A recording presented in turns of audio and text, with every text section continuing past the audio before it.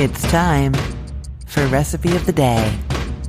My family is firmly on team flour tortilla, whereas I am the only one on team corn tortilla. And so it turns out that for years, whenever I've made quesadillas, I've always been making them with flour tortillas because I've always been making them for my kids. And then about a month ago, I was like, I want a quesadilla, but I want to use corn tortillas. And then I stopped because I wasn't sure. Okay, you know how like when you make tacos with corn tortillas or enchiladas, you have to heat them up first. You either have to like toast them in a dry pan or like I broil them sometimes. I've shown you that before.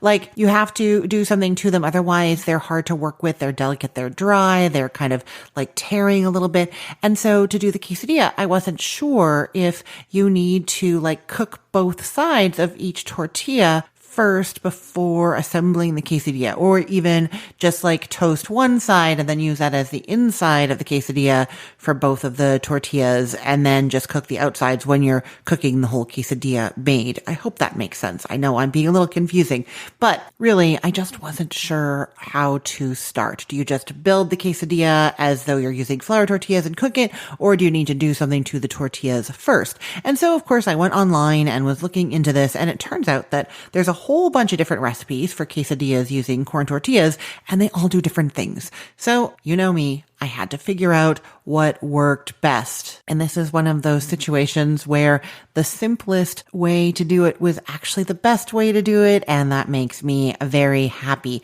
But basically what I tested was taking those corn tortillas and doing a little bit of oil in a skillet and then toasting one side, or I guess frying one side of each tortilla, and then taking them out of the skillet and then using that fried side as the inside of the quesadilla.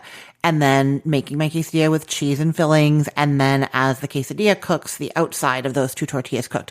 I tried that. I found it too greasy or like too heavy with the fried oil on the inside and on the outside. It was just too much. It didn't add anything, certainly. So then I tried doing like a dry toasting. So I just took a dry skillet and I toasted one side of each tortilla.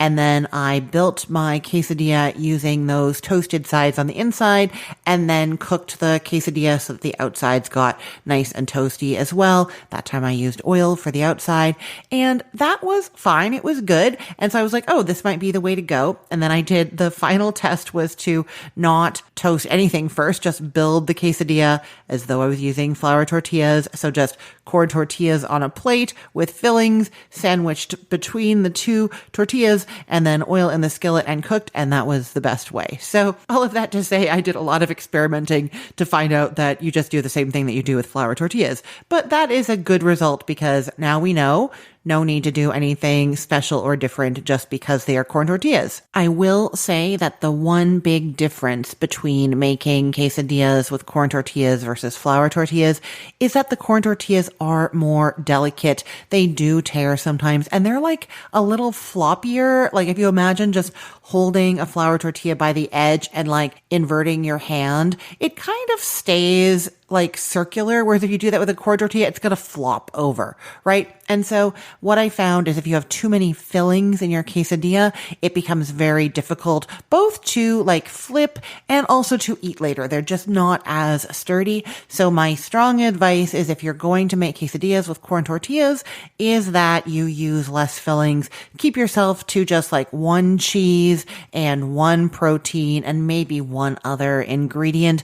So the one that I'm telling you about today uses some cooked chicken, some shredded cheese, and black beans, and that's all. And then if you want to have other things, if you want to have tomatoes, avocado, you want to do cilantro, green onions, a lot of those things I find better outside of the quesadilla anyways, but just don't overload it. Don't start putting like fajita vegetables, like pan-fried peppers and onions or anything like that inside.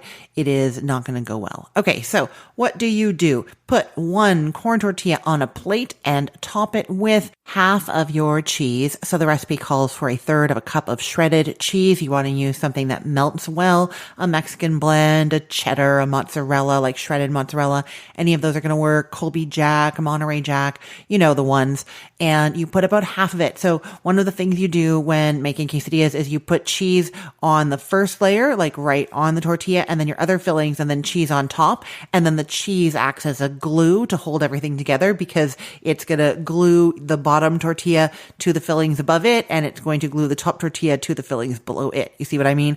So you're using a third of a cup of cheese, but you're putting just half of it onto your first corn tortilla.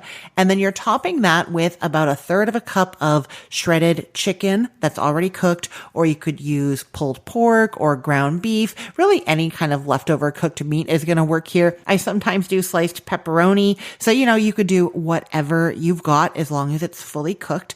And then top that with whatever other ingredient you're using, which is optional, but here it's 2 tablespoons of black beans. You could do a little bit of chopped bell pepper, just not too much again, right? And then you top that with the rest of your cheese. So we were doing a third of a cup. So the first half of the third went on the first tortilla, and then your second half of the third goes here. It's going to be a little bit over 2 tablespoons is half of a third of a cup. And then you put your other tortilla on top of that second round of cheese. Then you're going to get out a skillet. I'm recommending a non-stick skillet here, but it really doesn't matter as long as it is a skillet that corn tortillas don't stick in. And corn tortillas don't tend to stick really, so you're probably going to be fine with anything. If anything, the issue is going to be the cheese. As it melts out, it can stick and burn onto your skillet. So you just want to know that it's something that you can scrape up under really good, or a non-stick where the cheese is just going to brown but not adhere to it, right? Okay, so you're going to get out that skillet and you're heating it over medium heat, and you're adding 2 teaspoons of cooking oil. I tend to use something like grapeseed oil. Olive oil is fine, whatever you like to use. 2 teaspoons of that. When it's hot, you're going to slide your quesadilla from the plate into the skillet. So you hold the plate really close to the oil in the skillet and just kind of slide it down in there.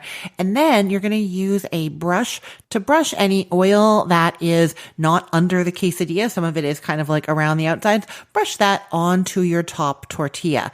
Now, if you don't have any excess oil there, that's fine. I'm going to tell you what to do in a second. Okay, so you're going to cook that until the bottom tortilla is crispy and brown underneath. It's just going to be 2 to 3 minutes.